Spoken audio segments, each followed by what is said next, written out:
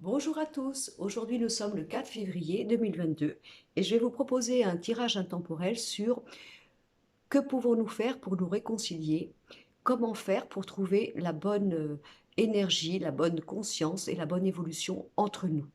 D'accord? Alors, je vais vous proposer donc un tirage à 4 choix, que je mette bien mes crayons comme d'habitude, j'ai toujours des problèmes avec mes crayons. Voilà. Donc le premier tirage, ce sera le rouge, le deuxième, le bleu, le troisième, le vert et le quatrième, le orange. Premier choix, deuxième choix, troisième choix, quatrième choix. Que pouvons-nous faire pour nous réconcilier? Comment trouver la bonne intelligence, discussion, communication pour cela? Alors, je vais commencer par le premier choix, le feutre rouge. Là, euh, vous avez certainement été très fusionnel, très complice, très dans la gémilité, on va dire, au niveau de votre manière d'être, de votre manière d'aimer, de concevoir, de la moralité, et donc de la manière de concevoir une construction ensemble. Mais il y a eu des problèmes de légèreté. Alors légèreté, ça veut dire, vous voyez, quand on commence un couple comme ça, et on est hyper épanoui, on est heureux parce qu'on a rencontré presque son double, et on démarre une relation avec des projets, une idéologie au niveau de la manière de voir l'amour, d'avoir des valeurs, de la moralité, et donc de pouvoir se sentir en confiance, en solidité par rapport à ce que l'on veut, ce que l'on croit être, et ce que l'on décide de faire ensemble. Mais il y en a eu un, certainement des deux, qui a, malgré ses propos, malgré ses valeurs, malgré ses promesses, a été un petit peu plus dans une forme de découverte de double face, c'est-à-dire je prône quelque chose qui est en accord avec toi au début de notre relation, je suis d'accord avec ça, c'est mon fondement, c'est ma réalité, mais au cours de la relation, il y a eu, si vous voulez, un petit peu des manquements, de la légèreté, voire un peu de la dualité dans cette forme de proposition, dans cette forme de promesse qui n'a pas été vraiment tenue des deux côtés. Donc le couple, si on prend un couple qui pense que pour construire le futur, évidemment, il faut au moins bien s'entendre. Allez, on va dire peut-être avoir 70% de points en commun pour pouvoir vraiment ne plus être dans la bataille, dans la provocation, dans l'obligation, dans l'effort, etc. Et ce couple a commencé comme ça, en étant, si vous voulez, dans une forme de projection mutuelle pour pouvoir se sentir bien, se sentir en confiance, avec des valeurs de base, avec cette manière de concevoir l'amour dans cette idéologie commune. Mais il y en a un qui n'a pas tenu, vous voyez, qui n'a pas tenu et qui a été un petit peu plus, voire même, je dirais, là, il peut y avoir une petite confusion. C'est-à-dire, voilà, il y en a un dans la manière d'aimer qui, sans faire exprès, rentre en empathie avec l'autre, consciemment ou inconsciemment. C'est pas un masque, hein, c'est simplement un désir de bien faire et va épouser peut-être les valeurs de l'autre et se convaincre que ce sont les siennes. Mais au moment, bien sûr, de la relation, eh bien, l'autre qui s'est convaincu que, soi-disant, c'était sa manière de se conduire, de devenir, d'être et de se proposer, va prendre conscience qu'il est en, en dualité avec ce qu'il a prôné être et ce qu'il n'est pas vraiment au fond de lui-même ou de elle-même. Donc évidemment, il y a eu un moment dans votre couple, une forme de trahison que vous avez vécu dans cette notion de dire, mais on s'était promis, tu m'avais dit, on était d'accord. Et quand on essaye de faire des projets ensemble et des constructions ensemble, et ben toi, du coup, tu changes. Ou tu me dis, oui, mais c'est peut-être pas tout à fait ça, mais c'est pas vraiment ce que j'ai dit, c'est pas vraiment ce que je voulais. Et l'autre se sent trahi parce que l'autre qui a dit, je t'ai aimé, je t'ai accepté dans ma vie, non pas par égoïsme ou par superficialité, mais parce que je pense que c'est ainsi qu'on peut être heureux. Et j'ai rencontré enfin ce jour-là cette personne que tu es et qui avait l'air d'avoir les mêmes idées, qui était d'accord avec moi, qui m'a dit, ok, c'est super, c'est tout à fait ce que je veux ou ce que je pense. Et au fil de notre construction, de nos projets, je me suis rendu compte que, alors du coup, tu étais en train de décortiquer, tu revenais sur ce qui avait été promis entre toi et moi d'être et de faire, et tu remettais tout en question. Donc il y a eu un flottement, une indécision, une impression. Alors celui qui s'est convaincu inconsciemment d'être en empathie avec l'autre, en épousant les propositions de l'autre, peut avoir eu au cours de la relation une impression d'emprisonnement. En fin de compte, j'ai promis des choses, mais je ne suis pas comme ça, ou je ne peux pas le faire, ou ce n'est pas vraiment mes valeurs à moi. L'autre qui attendait, parce que l'autre, qu'est-ce qu'il pensait? Ben, il pensait que c'était acquis, que c'était normal, qu'il n'imposait rien, puisque l'autre était d'accord. Est-ce que vous me suivez bien? Donc du coup, il peut y avoir une forme d'indécision, d'arrêt, parce qu'il y a une forme d'incompréhension des deux, en se disant, alors celui qui a été normal, enfin normal, qui a été stable dans la proposition, dans le projet, l'autre qui a accepté par empathie, par amour, par projet d'être ou de devenir, eh bien, celui qui a proposé se sent trahi parce qu'il se dit, tu m'as fait, moi j'aime bien ce mot-là, hein, le coup de l'appartement témoin, pour m'avoir, il ou elle, tu m'as dit tous mes rêves, j'ai eu l'impression de rencontrer mon double, et puis après, au fil de la relation, ça ne s'est pas passé comme ça, et tu remets même en doute nos projets et notre manière d'être. Donc là, il y a un flou. Il y a un flou parce que vous recherchez inconsciemment cette fusion que vous aviez au début dans la notion de la gémellité, on est d'accord, on est pareil, et du coup, ben on ressent qu'il y a un capotage là parce que dans la réalité du couple, il y en a un qui avait promis plus qu'il ne pouvait faire, l'autre qui croyait avoir été entendu dans cette notion d'être, tout simplement, et d'être à deux, vous voyez. Et du coup, il y a un flottement. Donc là, je pense qu'il faut reprendre la communication, mettre ça au point, en gros, dire à l'autre, lorsque moi, au début de notre rencontre, je t'ai proposé ce que je pensais être et que tu m'as dit oui. Bon, peut-être que tu me l'as dit pour me faire plaisir. Peut-être que même j'ai eu des paroles réjouissante, avec une proposition d'être et de devenir qui t'a parlé à toi, qui t'a montré ce que toi tu cherches, ce que tu voulais être. C'est ce que j'ai fait moi quand je t'ai proposé mon point de vue. Et toi tu l'as accepté parce qu'à ce moment-là, peut-être tu étais en réjouissance de tout ça. Tu avais envie d'être ainsi et de devenir ainsi. Ça, c'est la première chose. La deuxième chose, peut-être que simplement tu t'es égaré à me dire oui, à être en accord avec moi-même parce que tu étais heureux ou heureuse, et en fin de compte, tu t'es aperçu que tu t'étais menti à toi-même. Alors, si on reprenait un petit peu notre couple là, et au lieu d'être en base de gémellité, on pouvait devenir en phase de complémentarité pour pouvoir être vraiment franc, pour pouvoir vraiment être libre individuellement au sein du couple de nos valeurs, de nos propos, et on reprend tout à zéro. Mais au lieu de travailler la fusion, la gémellité et le fait de penser que c'est ainsi que nous avions fait un contrat d'union et de construction, en fin de compte, on s'est trompé. Voilà, on a le droit d'être un peu différent, on a le droit de parler, on a le droit d'être, disons, autre que celui qu'on s'était proposé lors de notre rencontre. Ce n'est pas pour ça qu'on s'est menti. Et est-ce qu'on peut repartir dans une nouvelle base en comprenant qu'on va avoir des différences d'opinion, de manière d'être, mais comme on s'aime tellement, eh bien on repart comme ça. Voilà, donc ça serait le conseil pour le premier tirage. Voilà. Après, nous avons donc le tirage numéro 2, le bleu. Alors là, il y a pu y avoir des trahisons, il y a eu des problèmes, mais je dirais au sein de la famille. Donc la famille de l'un ou la famille de l'autre. Voilà. Donc en gros, on va dire que c'est plutôt la famille qui a une puissance sur un des deux, ou votre famille à tous les deux, hein, chacun. Hein. Et en fonction de cela, vous savez, ça me fait penser quand on tire de la corde chacun de son côté, est-ce que tu viens dans mon clan ou est-ce que c'est moi qui viens dans ton clan? Le problème, c'est que votre clan, ce n'est pas le vôtre, c'est l'enracinement, l'éducation, la valeur de votre famille, comment on fait chez vous, comment on fait chez les vôtres. Et donc là, il y a une problématique au niveau du couple, inconsciemment ou consciemment, de dire, on peut s'aimer, mais si soit tu viens dans mon clan.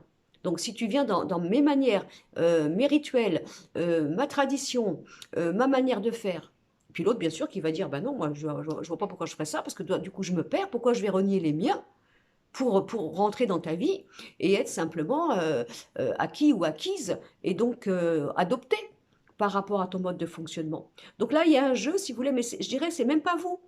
C'est vous qui défendez des valeurs qui viennent des vôtres, croyant qu'elles sont sacrées, croyant que c'est ainsi que vous devez vous comporter, être et devenir, et du coup, vous êtes emprisonné par le sang qui coule dans vos veines, par cette famille qui, en fin de compte, a du pouvoir sur vous, aussi bien l'un que l'autre, de faire croire que si vous devez aimer quelqu'un, eh bien, il faut que ce soit quelqu'un de convenable pour eux. Donc là, on peut avoir des problèmes de famille, on peut avoir des familles qui ont une puissance sur vous, vous voyez, qui vous attendent un peu comme ça en disant tu ne nous ramènes pas n'importe qui, hein, tu nous ramènes quelqu'un qui nous convient. Voilà, quelqu'un qui fait partie de notre groupe, quelqu'un qui va dire amen à tout, à nos valeurs. Parce que nous, sinon, c'est un étranger, c'est un étranger, étrangère, c'est un usurpateur. Et dans ces cas-là, on n'en veut pas. Et puis, de toute façon, tu ne seras pas heureux. Rappelle-toi d'où tu viens, rappelle-toi comment tu es fait, rappelle-toi tes propres valeurs à toi qui, soi-disant, sont les vôtres, mais c'est plutôt la valeur des anciens et d'où vous venez, ce qu'il faut défendre au niveau du nom, au niveau des racines, au niveau de la culture, etc. Et que du coup, ben là, vous êtes tous les deux opposés sans vous en rendre compte. Alors, ça peut être bien, attention, hein, on a le droit de défendre ses valeurs, on a le droit de dire, moi, chez moi, on fait comme ça. Bah moi, j'aime bien parce que c'est moi, j'y crois, c'est dans mes tripes, c'est ma vérité, puis je me sens bien comme ça. Et l'autre, pareil. Et dans ces cas-là, il va falloir trouver, oh, là, c'est pareil, une conciliance. Mais si jamais vous vivez actuellement une rupture, une fâcherie, parce que bah, c'est par exemple c'est la famille de l'autre qui n'a pas voulu vous accepter, et puis que votre conjoint ou votre conjointe bah, a dit amen, hein, parce que voilà, il ou elle n'ose pas affronter les siens. Bah déjà, c'est la famille qui a une puissance. S'il devait y avoir un amant ou une amante entre vous deux, c'est la famille. C'est-à-dire c'est elle qui a le pouvoir de vous dissocier, de vous mettre en guerre tous les deux. D'accord? Donc moi, je pense que là, soit on fait une forme de conciliance tous les deux. Voilà. Moi, il y a des choses qui m'appartiennent des miens. Et ça, j'y tiens parce que ça parle à moi. C'est comme ça que je suis faite. C'est pas parce que je viens de là, c'est simplement parce que ça fait partie de mon identité, de ce que je prône, de ce qui me parle, de ce qui me semble pour moi vivant. Et ça, je veux pas que tu y touches. Bah, je veux pas que tu y touches parce que ça, sinon tu m'enlèves ma personnalité. Et vice-versa, on est d'accord, hein? Ok. Maintenant, si nous arrivons tous les deux à nous aimer en étant différents du milieu où on vient, bah, c'est pas pour ça qu'on va être en traîtrise. On a le droit de se mettre au monde tous les deux, excusez-moi, parce qu'on vient de se rencontrer.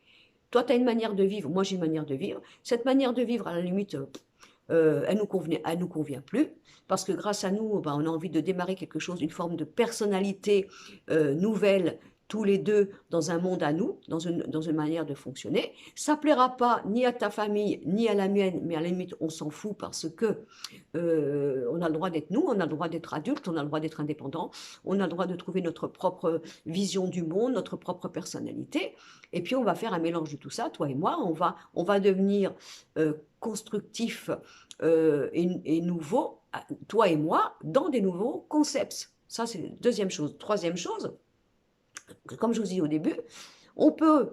D'abord, la famille n'a pas à avoir le pouvoir sur vos choix. Elle n'a pas à avoir le pouvoir sur votre manière de vous conduire, d'avoir des idées, d'avoir des manières, d'avoir de la valeur morale.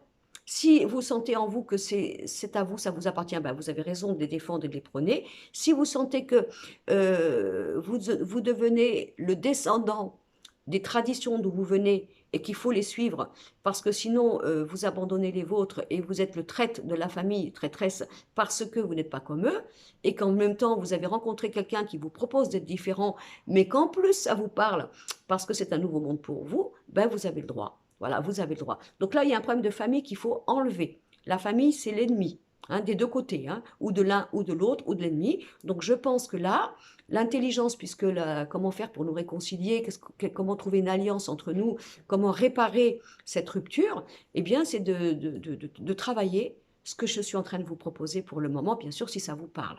D'accord? Ça, c'était le deuxième choix.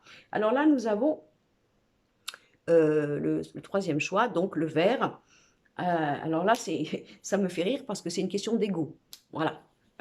C'est toi qui m'as quitté, c'est toi qui m'as trahi, c'est toi qui m'as abandonné, c'est toi qui n'as pas suivi le contrat, j'ai envie de te parler, mais j'ai pas envie, j'ai ma fierté, j'ai mon orgueil, ce n'est pas moi qui vais t'envoyer le premier message, ce n'est pas moi qui vais communiquer avec toi, c'est à toi de le faire, etc. Et ça, je peux comprendre. On peut comprendre, hein, d'accord. Hein.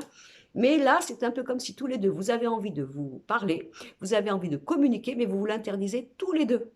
Alors, là, c'est une question d'orgueil, hein, on va dire. Bon, l'orgueil, c'est bon, parce que qu'est-ce que c'est qu'un orgueil sain?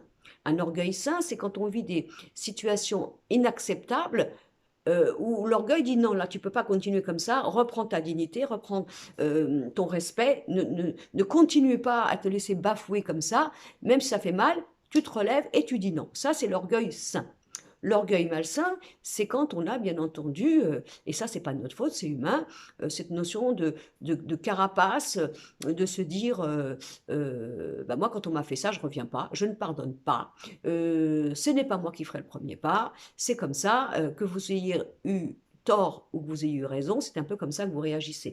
Donc là, il y a une notion de baisser la garde, d'être moins dans l'orgueil, d'écouter votre cœur tout simplement. Si vous avez envie d'écrire à l'autre, même si c'est l'autre qui vous a trahi ou si c'est vous qui avez trahi, eh ben allez-y, faites le premier pas, reprenez une communication, hein, et puis parlez franchement. Voilà, oui, à l'époque, j'ai agi comme ça, c'était pas bien, j'étais mal, je me suis perdue, je me suis égarée, je le regrette, je suis vraiment désolée, je prends conscience maintenant que j'ai fait une erreur.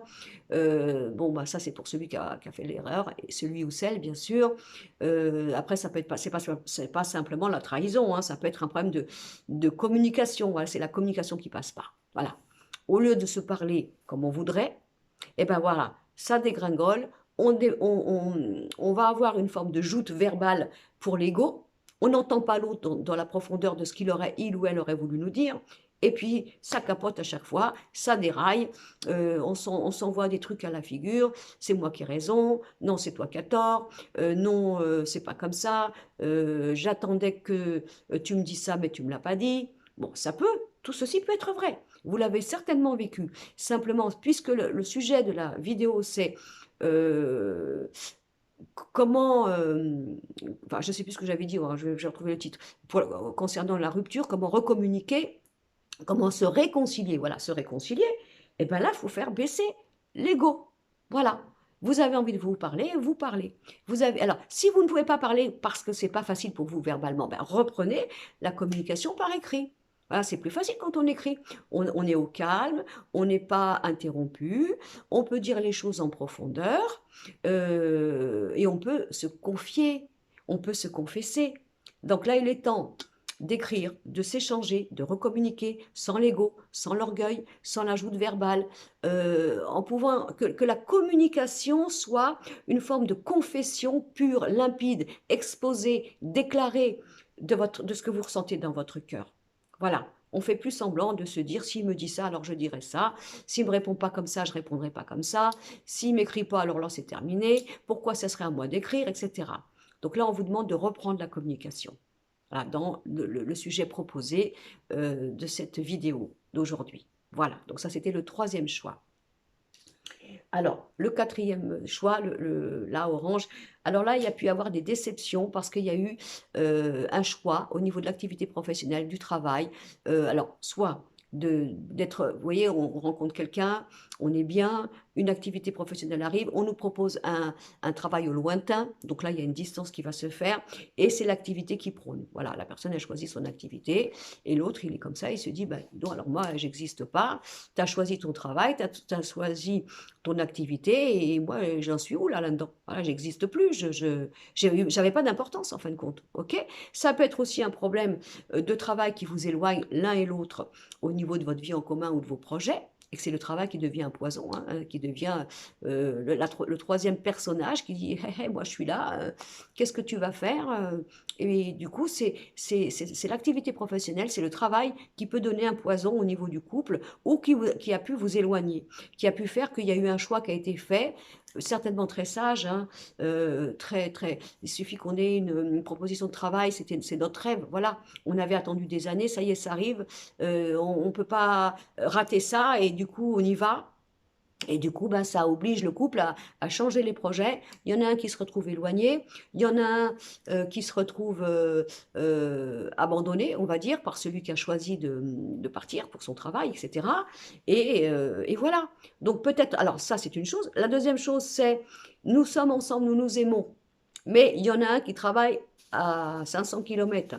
Va falloir qu'on trouve une solution, hein. Mais alors dans ces cas-là, si c'est moi qui viens vers toi, parce que du coup, toi, ton travail est plus important, ta condition familiale ou sociale est plus importante, enfin plus importante, elle est plus responsabilisante, tu as plus de responsabilités, et donc c'est à moi de venir vers toi. Dans ces cas-là, si c'est à moi de venir vers toi, c'est moi qui perds mon travail. C'est moi qui dois me relancer dans une nouvelle activité. Et c'est moi qui, un peu, qui repars à zéro, comme ça, par amour pour toi. Je viens dans une contrée qui n'est pas la mienne. Je démarre sans travail, il faut que j'en trouve un autre. Donc je fais un sacrifice énorme pour toi. Voilà. Donc le travail peut être aussi, si vous voulez, en même temps un alibi de croire que vous ne pouvez pas vous entendre ou construire parce que c'est le travail qui prend le maître-jeu de votre vie. Alors je comprends, c'est très réaliste, hein. On ne peut pas se permettre de balancer comme ça tout n'importe quoi. Mais là, on parle du travail qui empoisonne ou qui a empoisonné votre couple. Et qui fait qu'au jour d'aujourd'hui, on a l'impression qu'on ne peut pas recommencer ensemble, on ne peut pas se réconcilier, parce que soit il y a une distance, soit le travail pour l'autre est plus important que sa vie sentimentale, ça peut aussi arriver. Donc là, il y a une frustration, hein. Moi, j'existe, hein, ton travail c'est bien, mais tu me laisses quoi, des miettes?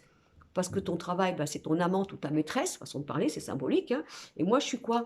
Moi, je suis celle, bah, du coup, c'est moi qui deviens l'amant ou la maîtresse parce que c'est moi qui prends les miettes, ton temps, ce qui te reste.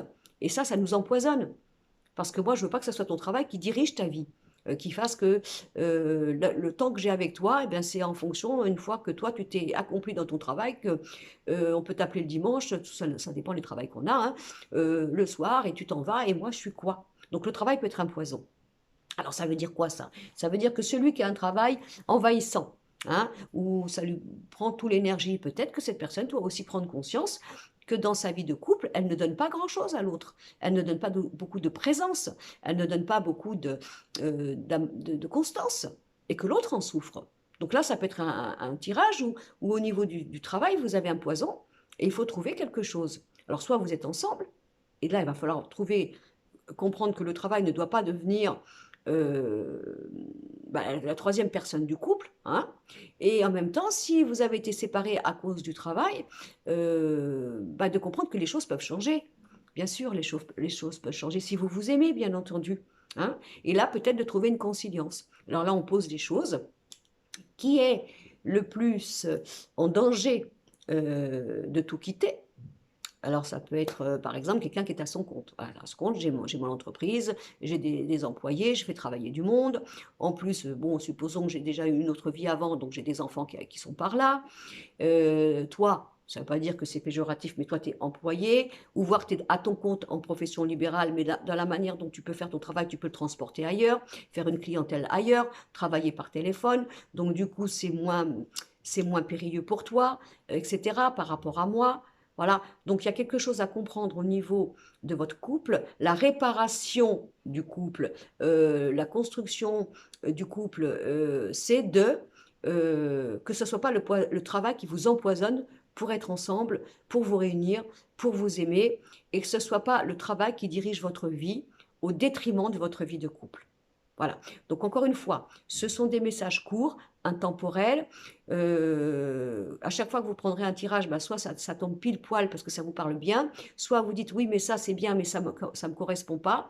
Bah, tout simple. Alors après, vous pouvez très bien tout ce que je vous ai dit comme exemple, le transporter dans d'autres situations. Parce que ça peut être, ma vidéo, ça peut être sentimental, ça peut être professionnel, ça peut être amical, puisqu'on parle de comment arriver à arrêter cette rupture, comment se réconcilier et comment trouver la bonne voie pour cela.